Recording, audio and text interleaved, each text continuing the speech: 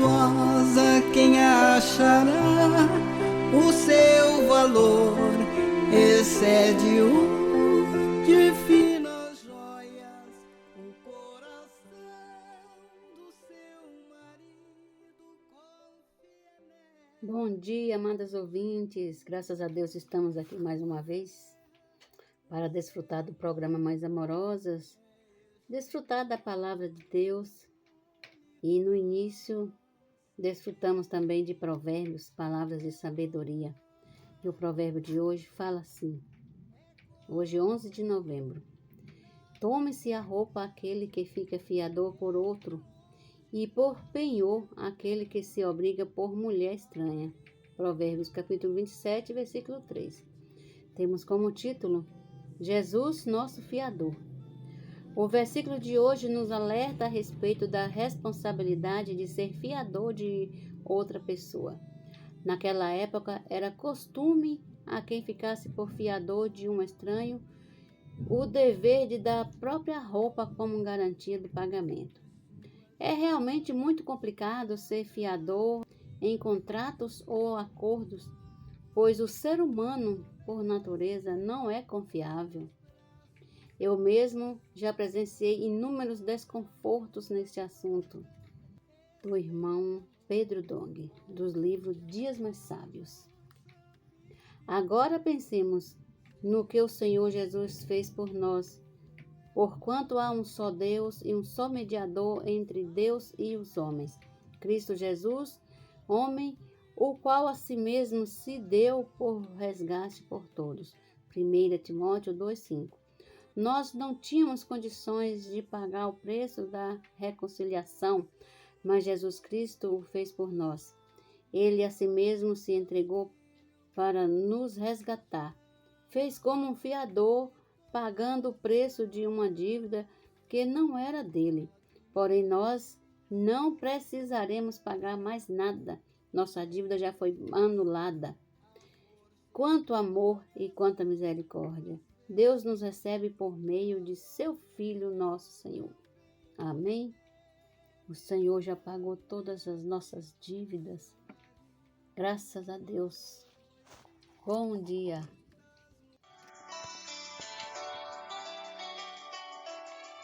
Alimento diário. Série Vida e Edificação. Autoria Pedro Dong. Leitura Márcia Girlânia. Oh, Senhor Jesus. Amém, amadas irmãs. Semana 4, terça-feira. Ler com oração. De Deus somos cooperadores, lavouras de Deus e edifício de Deus sois vós. 1 Coríntios 3:9. Título de terça-feira, semana 4.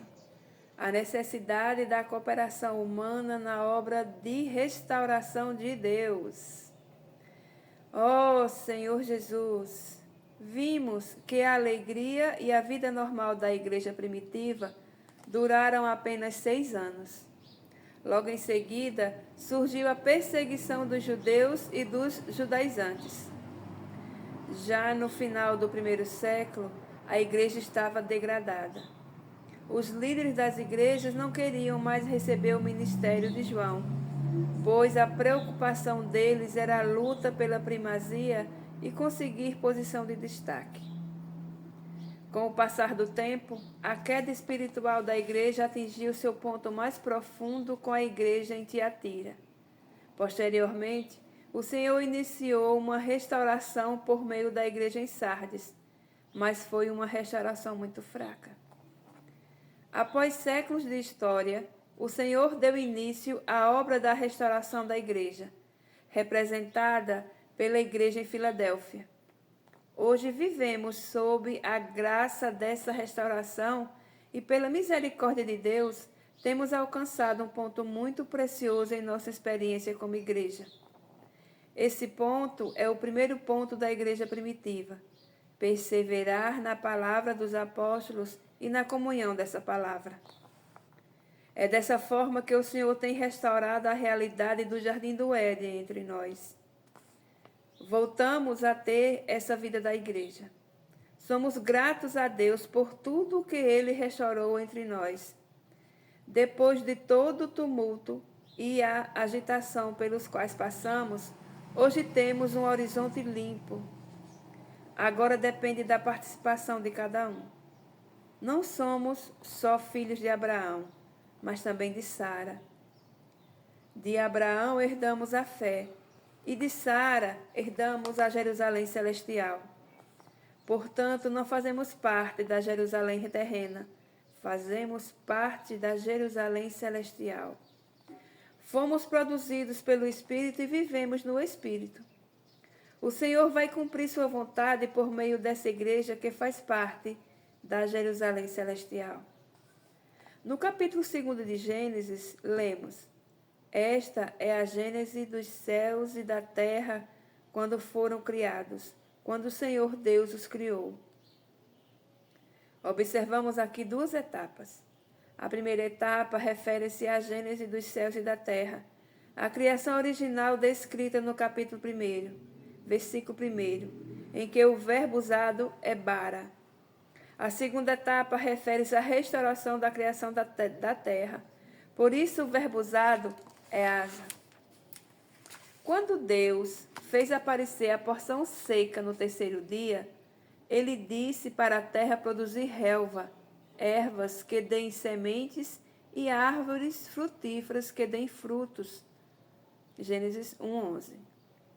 Mas nesse último versículo lido, vemos que não havia ainda nenhuma planta no campo da terra, pois nenhuma erva do campo havia brotado, porque Deus não fizera chover e não havia homem para lavar o solo. Isso nos mostra que, desde o princípio, a ação de Deus na terra está ligada à cooperação e participação do homem. Portanto, vamos trabalhar. Jesus disse: Meu Pai trabalha até agora e eu trabalho também. Isso está em João 5,17. E nós? Não podemos ficar como espectadores na plateia, apenas assistindo os outros fazerem as coisas. É fácil para quem está assistindo criticar isso ou aquilo, porque não está trabalhando. Quem participa sabe da dificuldade e não critica. Por isso, não fique sem se comprometer. Somos edifício e lavoura de Deus, seus cooperadores. Isso está em 1 Coríntios 3:9. Existindo um homem para lavar a terra, Deus manda a chuva.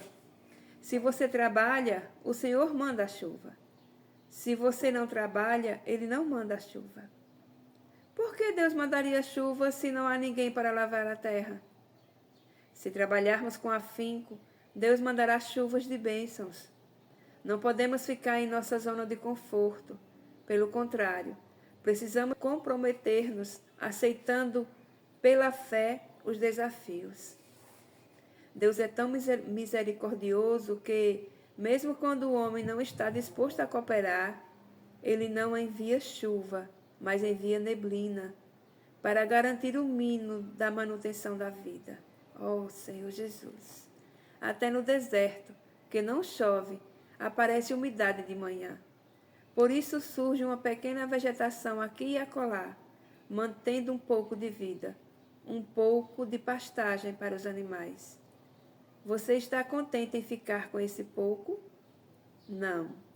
Nós queremos o Jardim do Éden, com toda a vegetação verde e cheia de alegria. Mas para isso, precisamos trabalhar. Amém? Espero que você coloque nos comentários sua luz na palavra, sua direção e sua demonstração. Que tenhamos um bom desfrute. Feliz terça-feira. Amém, crianças. Bom dia. Deixa eu te fazer uma pergunta. Você confia no papai e na mamãe? Quando eles falam, você acredita neles? Foi o que Noé fez. Quando todo mundo falou que ele estava errado, ele confiou no Senhor e deu um passo de fé. Vamos fazer a imersão na terça-feira?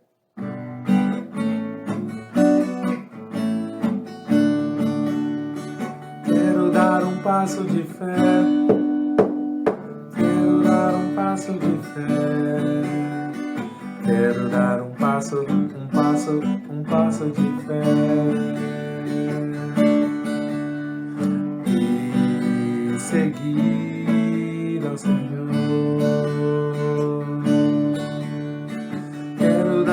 passo de fé. Quero dar um passo de fé. Quero dar um passo de fé. E seguir ao Senhor. E seguir ao Senhor. Amém.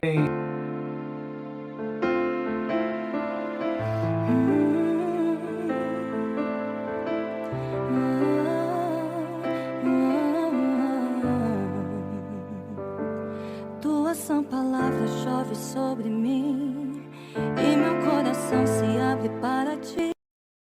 Bom dia! Estamos começando mais uma leitura bíblica nessa terça-feira, dia 11 de novembro. E já desfrutamos de provérbios, alimento diário, e agora vamos começar a nossa leitura bíblica. Como é bom, irmãs, como é bom estar lendo a Bíblia com vocês, né?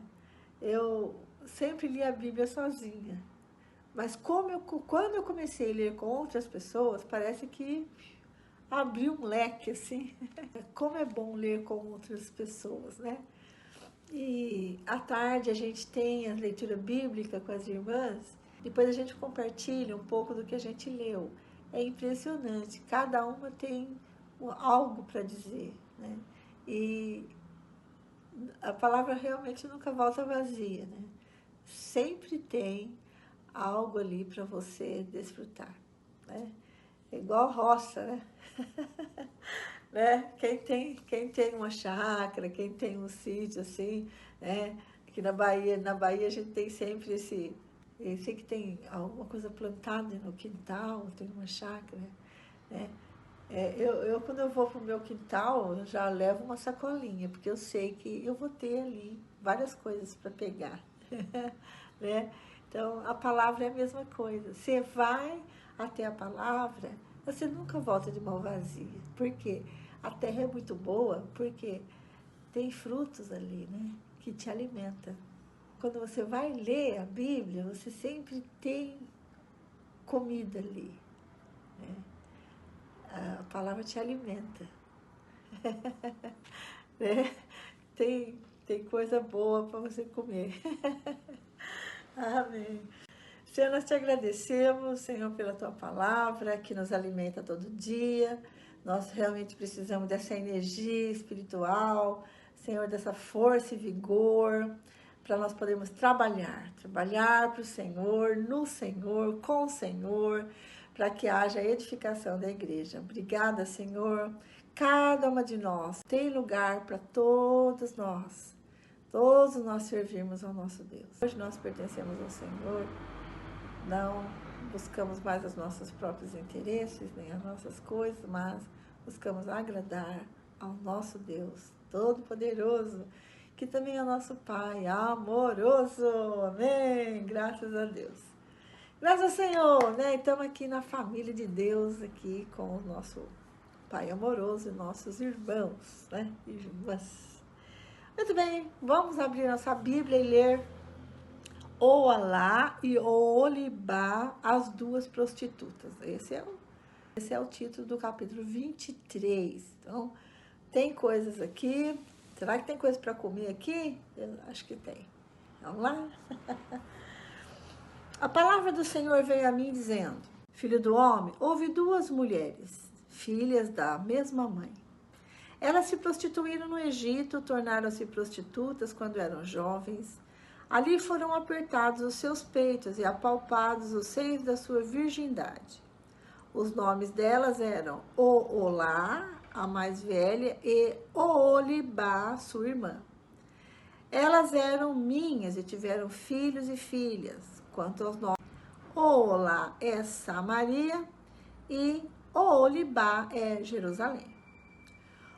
Oholá se prostituiu quando era minha, inflamou-se pelos seus amantes, pelos assírios, seus vizinhos, que se vestiam de azul, governadores e comandantes, todos jovens atraentes, cavaleiros montados em cavalos. Ela se prostituiu com eles, que eram todas a fina flor de farinha, todas a fina flor dos filhos da Síria. E com todos aqueles pelos quais se inflamava, com todos os seus ídolos, ela se contaminou. Não abandonou a prostituição que havia começado no Egito, porque quando era jovem, os homens se deitaram com ela e apalparam os seios da sua virgindade e a trataram como prostituta. Por isso, eu a entreguei nas mãos dos seus amantes, nas mãos dos filhos da Assíria, pelos quais havia se inflamado. Esses descobriram as vergonhas dela, levaram os seus filhos e as suas filhas e mataram a espada. Ela se tornou falada entre as mulheres por causa dos juízos que executaram sobre ela. Apesar de ter visto isso, sua irmã Oholibá se corrompeu mais do que ela em sua paixão, e a sua prostituição foi pior do que a da sua irmã. Inflamou-se pelos filhos da Assíria, governadores e comandantes. Seus vizinhos, governadores e comandantes, seus vizinhos, vestidos com primor, cavaleiros montados em cavalos, todos jovens atraentes. Vi que também ela havia se contaminado. O caminho de ambas era o mesmo. Aumentou a sua prostituição, porque viu figuras de homens gravadas na parede. Imagens dos caldeus, pintados de vermelho, de lombos cingidos e turbantes pendentes da cabeça. Todos com aparência de oficiais, semelhantes aos filhos da Babilônia, nascidos na Caldeia. Vendo-os, Oholibá se inflamou por eles e lhes mandou mensageiros à Caldeia. Então os filhos da Babilônia vieram se deitar com ela no leito dos amores e a contaminaram com as suas prostituições. Após contaminar-se com eles, enojada, ela os abandonou. Assim, depois que ela mostrou a sua prostituição e a sua nudez, eu a abandonei, com nojo, assim como havia abandonado a irmã dela. Mas Oholibá multiplicou as suas prostituições, lembrando-se dos dias da sua juventude, quando era prostituta na terra do Egito. Inflamou-se pelos seus amantes, cujos membros eram como de jumento e cuja ejaculação era como a dos cavalos. Assim, você trouxe à memória a perversidade dos seus tempos de jovem, quando os do Egito apalpavam os seus seios e apertavam os peitos da sua juventude. Por isso, Oholibá, assim diz o Senhor Deus, eis que despertarei contra você os seus amantes, os quais com nojo você abandonou. E os trarei contra você de todos os lados, os filhos da Babilônia e todos os caldeus, de Pecode, de Soa, de Coa e todos os filhos da Assíria com eles. Jovens atraentes, governadores e comandantes, oficiais e homens de renome, todos montados em cavalos, virão contra você com armas, carros de guerra e carretas e com grande exército. Eles se colocarão contra você com escudos grandes, escudos pequenos e capacetes. Deixarei que a julguem e eles a julgarão segundo suas leis. Porei contra você o meu zelo, e eles a tratarão com furor. Cortarão o seu nariz e as suas orelhas, e o que restar cairá a espada. Levarão os seus filhos e as suas filhas, e quem ainda lhe restar será consumido pelo fogo. Eles arrancarão as suas roupas e levarão as suas belas joias. Assim, acabarei com a sua perversidade e com a prostituição que você trouxe da terra do Egito. Você não levantará os olhos para eles e não se lembrará mais do Egito. Porque assim diz o Senhor, eis que eu a entregarei nas mãos daqueles que você odeia, nas mãos daqueles que com nojo você abandonou. Eles a tratarão com ódio, levarão todo o fruto do seu trabalho e a deixarão completamente nua. Ficará exposta à vergonha da sua prostituição, à sua perversidade e às suas devassidões. Isso lhe acontecerá porque você se prostituiu com os gentios e se contaminou com os seus ídolos. Você andou no caminho da sua irmã, por isso o copo que era dela, eu a entregarei a você. Assim diz o Senhor Deus: você beberá o copo da sua irmã, que é fundo e largo. Você será motivo de riso e de zombaria, pois nele cabe muito. Você ficará completamente bêbada e sentirá muita dor. O copo da sua irmã Samaria é copo de espanto e de desolação. Você o beberá até a última gota. Ficará roendo os cacos e rasgará os próprios seios. Porque eu falei, diz o Senhor Deus. Portanto, assim diz o Senhor Deus: visto que você se esqueceu de mim e me virou as costas, também terá de sofrer as consequências da sua perversidade e das suas prostituições. Disse-me ainda o Senhor: filho do homem, você está pronto para julgar Oolá e Oholibá? Mostre-lhes as suas abominações, porque elas cometeram adultério e nas suas mãos a culpa de sangue. Adultério, adulteraram com os seus ídolos e até os filhos que tiveram comigo. Elas ofereceram aos ídolos, até os filhos que elas tiveram comigo, elas ofereceram aos ídolos para serem consumidos pelo fogo, e fizeram mais isto. No mesmo dia contaminaram o meu santuário e profanaram os meus sábados, pois, havendo sacrificado seus filhos aos ídolos, vieram no mesmo dia ao meu santuário para o profanarem. Foi o que fizeram em meu templo. E mais, mandaram vir uns homens de longe, aos quais tinha sido enviado um mensageiro, e eis que eles vieram. Por amor deles, você se banhou, pintou os olhos e se enfeitou com joias. Você se assentou num suntuoso leito, diante do qual se achava uma mesa preparada, sobre a qual você pôs o meu incenso e o meu óleo. Ouvia-se com ela a voz de uma multidão alegre.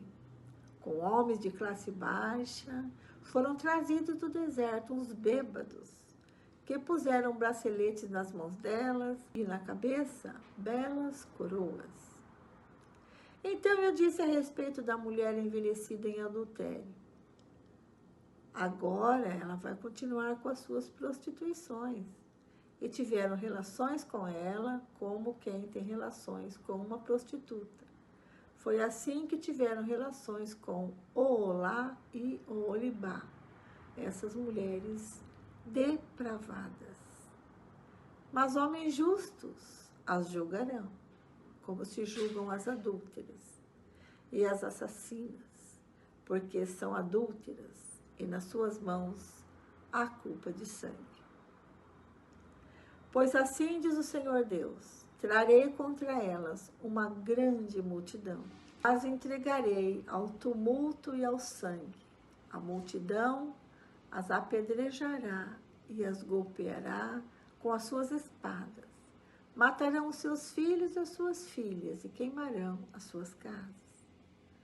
Assim acabarei com a perversidade da terra, para que isso sirva de aviso a todas as mulheres e elas não sigam o exemplo da perversidade delas. Vocês serão castigadas por causa da sua perversidade e sofrerão as consequências de seus pecados de idolatria e saberão que eu sou o Senhor. Termina aqui hoje, nós vamos ler só esse capítulo, mas temos várias notas aqui para você, para melhor entendimento, né? Faço uso da Bíblia King James, gosto muito dessa versão. Oolá, a gente já sabe que é Samaria, e Oholibá, Ele já sabe que é Jerusalém, porque o próprio texto, né, explica isso. Nota 2. Uma vez que Israel era frequentemente tratado como esposa de Deus, como a gente viu lá em Jeremias, né? Ezequiel usou a metáfora da prostituição, 2 mulheres, para descrever Samaria e Jerusalém. Enquanto o capítulo 16, outra passagem alegórica, focalizava a idolatria de Judá, o capítulo 23 enfatiza as alianças estrangeiras ilícitas, em acréscimo à sua idolatria. No capítulo 16, o assunto é a confiança de Israel em outros deuses. Aqui, a sua confiança em outras nações, né?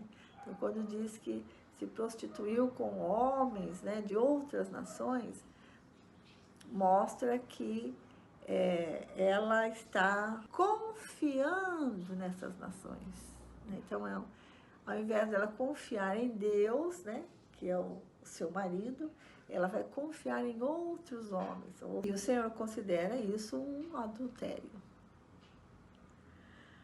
Nota 3. O adultério e a prostituição eram ambos detestáveis a Deus e punível com a morte, de acordo com numerosas passagens legais em Levítico. Vou passar as referências para você. Levítico, capítulo 19, 29, capítulo 20, versículo 10, 21, 9, também tem Deuteronômio, capítulo 23, 17. Vale a pena conferir. As cidades adúlteras serão destruídas, porque era lei, né? O adúltero era morto. Então, aqui, como o adultério foi com nações, então toda nação vai ser punida, né? Senhor Jesus. Acho importante as notas, né? Então, quando eu vejo um capítulo só, eu me empolgo aqui para ler as notas para vocês. Nota 4. Samaria mais velha abraçou a idolatria e as alianças internacionais muito antes que Jerusalém. Ela também precederia Jerusalém em seu cativeiro. A expressão "elas foram minhas" lembra os rituais matrimoniais descritos no capítulo 16, de 8 a 13. Os nomes Olá e Oholibá têm relação com o substantivo hebraico tenda, correspondendo às cidades que eles representam. Os nomes lembram o período em que Israel vivia em tendas no deserto, reforçando a noção de uma prostituição antiga, porquanto nesse período Israel foi castigado por suas idolatrias. Ambos os nomes podem ter conexão com o tabernáculo, onde Deus se encontrava com seu povo no deserto. O significado de Olibá, Jerusalém, minha tenda está nela, pode indicar que a casa de Deus, o templo, de fato ficava em Jerusalém. A menção da mãe das irmãs enfatiza sua origem comum a partir da nação unida de Israel que existiu por um tempo. As cidades eram as capitais dos reinos do norte e do sul, respectivamente. Nota 5. Prostituição aqui representa alianças políticas com potências pagãs e não idolatria, como no capítulo 16. A linguagem gráfica sublinha o desgosto de Deus com Israel por ter entrado no jogo da política internacional, em vez de confiar nele para sua segurança e amparo.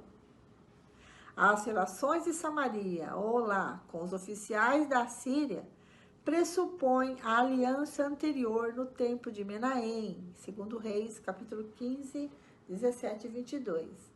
Descendente de Jeú, o obelisco negro do rei assírio Salmaneser, datando de aproximadamente 841 a.C., Jeú, filho de Onri, e de fato o mostra curvado perante o rei assírio, prestando homenagem. Esse é um dos mais significativos achados arqueológicos relacionado com os estudos bíblicos, porque provê evidência extrabíblica da submissão de Jeú ao governante assírio. Eu amo as notas. Muito bom. Bom, então aqui nós entendemos, né, que elas buscavam ajuda das nações, né, fazendo acordos políticos com elas e não dependendo do Senhor. No versículo 38, temos a nota: a contaminação do santuário de Deus em Jerusalém foi documentada no capítulo 8. Samaria, por sua prática de adoração no santuário legítimo de Betel, contaminou o verdadeiro santuário de Deus. A idolatria cresceu de uma tal forma que eles ofereciam seus próprios filhos em sacrifício. E no versículo 38 diz que eles ofereceram o sacrifício dos seus filhos e no mesmo dia foram para o templo contaminá-lo, né? Ou seja, tornou-se algo tão comum para eles, né? Isso. Eles serviam a dois deuses, né? Serviam os deuses pagãos e também queria servir o Deus verdadeiro. Na verdade, a idolatria cega, né, as pessoas, né? Acho importante ler a nota 11 também. Em vez de abraçar a missão que Deus lhe dera de levar a mensagem de salvação às nações, como está lá em Gênesis, né? Crescei e multiplicai-vos, né? Capítulo 12, versículos de 1 a 3. Jerusalém, como uma prostituta, usou as nações em proveito próprio. Judá se aliou à Assíria e em seguida à Babilônia. Ezequiel pode também ter tido em mente a desastrosa ação política de Acaz, que de maneira voluntária colocou-se como vassalo da Assíria. Em vez de confiar em Deus para obter livramento, como Isaías insistiu que ele fizesse, Acaz pediu ajuda da Assíria. Com esse ato, Judá se tornou um vassalo da Assíria para o próximo século, né? Eu quero dizer para vocês essa palavrinha, vassalo, quer dizer a submissão de lealdade mútua entre um governante, que é o sucerano, e seu súdito, vassalo. Portanto, eles fizeram uma aliança que Israel estaria submisso à Assíria, como o rei Zedequias, que foi colocado como rei vassalo, né, no lugar de Joaquim, e assim Israel ficou submissa à Babilônia, né? Então, eles fizeram bastante acordos políticos, e isso não agradou o Senhor. Eles deveriam confiar totalmente no Senhor, que isso seria suficiente para eles. Eles não precisavam recorrer à política, né? A buscar outros meios para obter segurança. O próprio Deus seria sua segurança, né? No versículo 20, nós vemos também uma aliança com os egípcios, que Jerusalém se adulterou com os egípcios. A nota diz assim: a referência às relações com o Egito, porque enamorou-se dos seus amantes, pode evocar a antiga aliança de Salomão com o Egito e apoio do faraó Neco a Joaquim, antes desse se voltar para a Babilônia. Bem, eu acredito que deu para entender, né, o que a gente leu. Eu recomendo, se você tem tempo, né, aprofunde um pouco mais na palavra, né? Certo? Importa que nós apeguemos com mais firmeza as verdades ouvidas para que delas jamais nos desviemos, certo? Esse é o conselho de Paulo para nós em Hebreus. Então, vamos, irmãs, vamos aceitar esse conselho de Paulo, certo? Amém. Vamos colocar a palavra dentro do nosso coração, né? Mente, vontade, emoção e consciência. Tudo isso é muito bom para que a gente não caia nos mesmos erros do passado. Tá bom? Ficamos por aqui. Obrigado pela sua companhia. A irmã Lene está chegando aí para trazer para a gente Salmos, Provérbios e o livro de Hebreus. Tchau, tchau. Até amanhã, se Deus quiser. Bom dia, irmã Vera. Bom dia, irmãs. mais uma vez, hoje, 11 de novembro, continuando com a leitura bíblica, a segunda parte, porque a irmã Vera já leu Ezequiel e seus comentários excelentes. Então, vamos continuar lendo Salmos, capítulo 109, e Provérbios 27, 13, a carta aos Hebreus, capítulo 10, a partir do versículo 19 até 39. Vamos ler agora o Salmo 109, que fala oração de um homem perseguido. Versículo 1. Ó Deus do meu louvor, não te cales, pois contra mim se abriram lábios maldosos e fraudulentos, com língua mentirosa falam contra mim. Cercam-me com palavras odiosas e me atacam sem motivo. Em paga do meu amor me hostilizam, eu, porém, oro. Pagaram-me o bem com o mal, o amor com ódio. Suscita contra ele o ímpio, e que à sua direita esteja um acusador.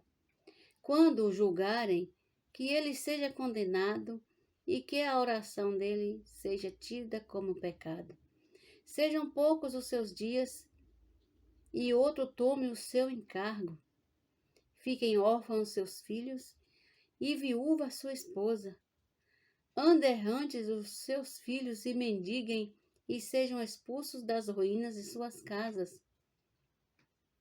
Que um credor se aposse de tudo que ele tem, que estranhos saqueiam o fruto do seu trabalho. Ninguém tenha misericórdia dele, nem haja quem se compadeça dos seus filhos órfãos. Misericórdia. Desapareça a sua posteridade e que o seu nome se extinga na geração seguinte. Que a iniquidade de seus pais fique viva na memória do Senhor e não se apague o pecado da sua mãe. Permaneçam ante os olhos do Senhor para que faça desaparecer da terra a sua memória. Porque ele não se lembrou de usar de misericórdia, mas perseguiu o pobre e o necessitado, bem como o quebrantado de coração, para os entregar à morte. Amou a maldição, que ela o apanhe. Não quis a bênção, que ela se afaste dele. Vestiu-se de maldição como de uma túnica, que ela penetre como água no seu interior. Senhor Jesus. E nos seus ossos como azeite. Vestiu-se de maldição como de uma túnica, que ela penetre como água no seu interior e nos seus ossos como azeite. Seja para ele como a roupa que o cobre e como o cinto com que sempre se cinge. Que esta seja da parte do Senhor a recompensa dos que me acusam e dos que falam mal de mim. Mas tu, Senhor Deus, age por mim, por amor do teu nome, livra-me, porque é boa a tua misericórdia. Porque sou pobre e necessitado, e dentro de mim sinto ferido o coração. Vou passando como a sombra que declina. Sou atirado para longe como um gafanhoto. De tanto jejuar, os meus joelhos vacilam e o meu corpo definha de magreza. Tornei-me para eles objeto de zombaria.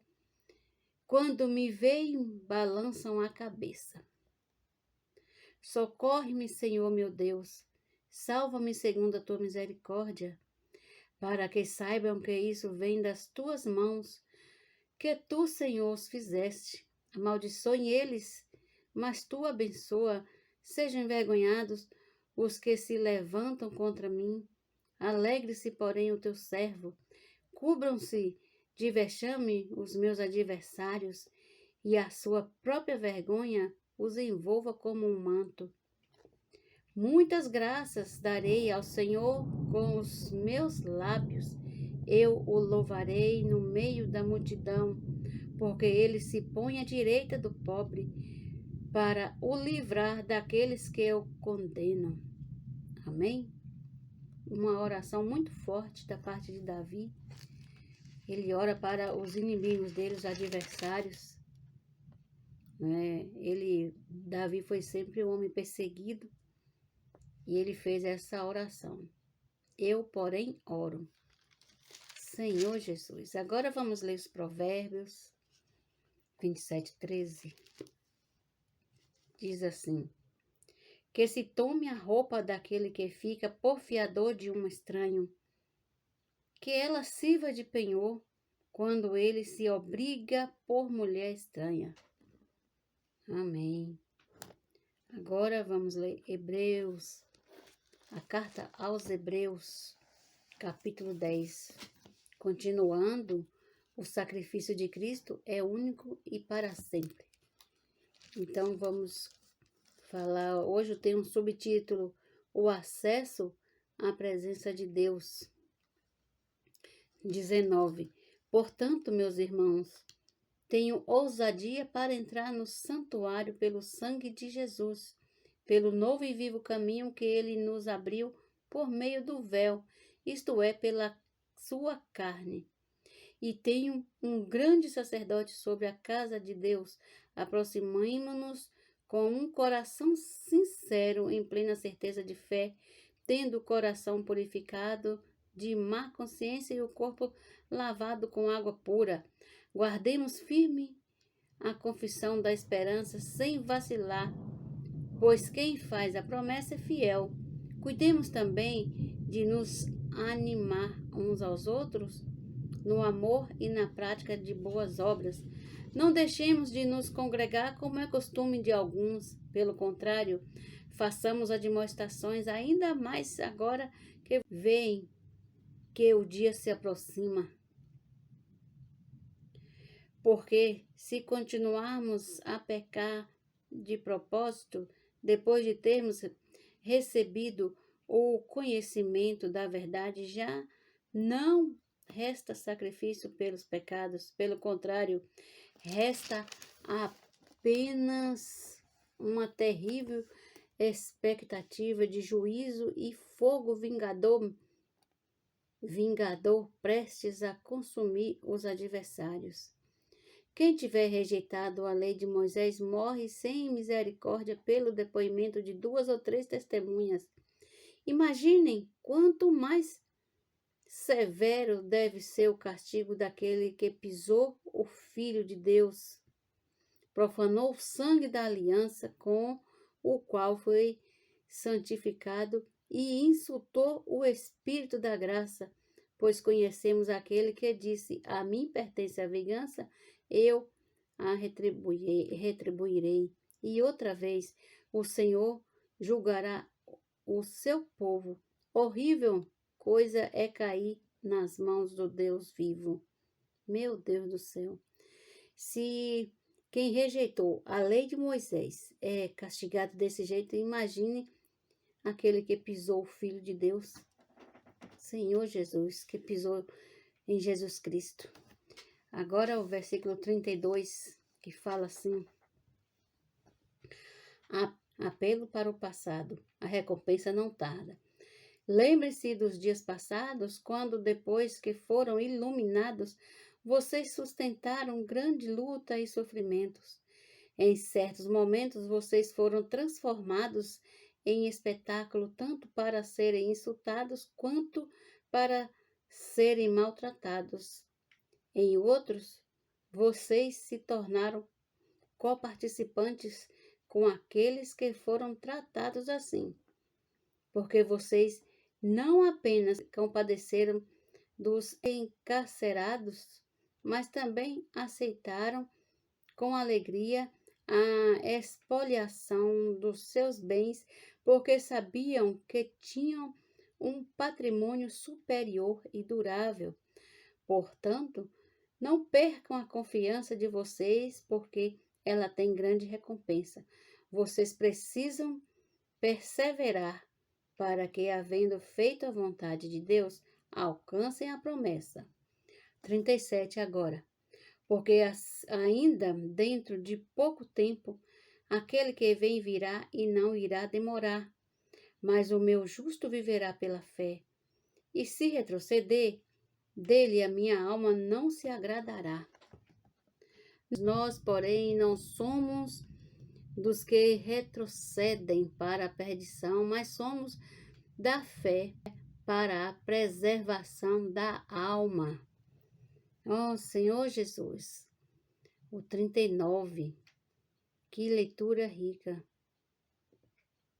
né? Porque ainda dentro de pouco tempo, aquele que vem virá e não irá demorar. Mas o meu justo viverá pela fé. Amém, irmãs? Bom dia, Jesus Cristo é o nosso Senhor. Senhor Jesus, eis que virás dos céus, subjugarás os inimigos.